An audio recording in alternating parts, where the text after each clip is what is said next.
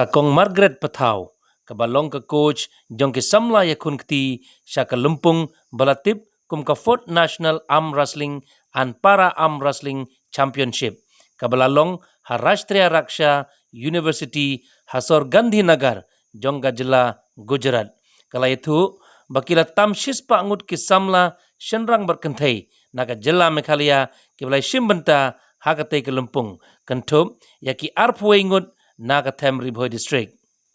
Kala itu ru baka jingikun kalong shisha kabajuat lanet taf namar ka jingkela ka sunbeneng baki samla nangne kiba im hakari bakam kriat kinlej syaka jela bajur ka jingshit henry kidon kiba wan syakmat namar ka jing angnut jongki.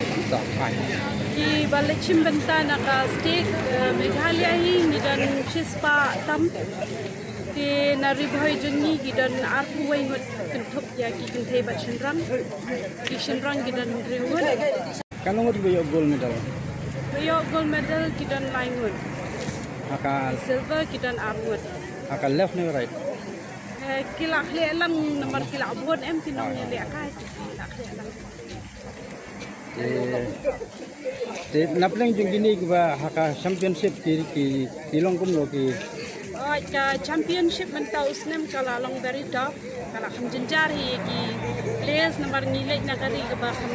peja shakari ba kham khloy te kadon hi ga jing her jong ka weight ka jing kiu jong ka weight badan ka jing tulot ki kina badan hi re habangi pat ki kina bagi le akai nge i wan ka bor hi kum ba ki ju traishitam kawan ka bor aki tika competition tika la kham tap nomor ki we ru ila kham long well experience bikini kina ki bangi alam bangai alam menta di bon na ki di sub junior bat ki junior pat kadang dai ka first experience ki wala kataru kila one shot pat ki bayo silver kidan award bat ki bayo bronze kidan lain ki we kina badem ru kidan ki yo yang gold medal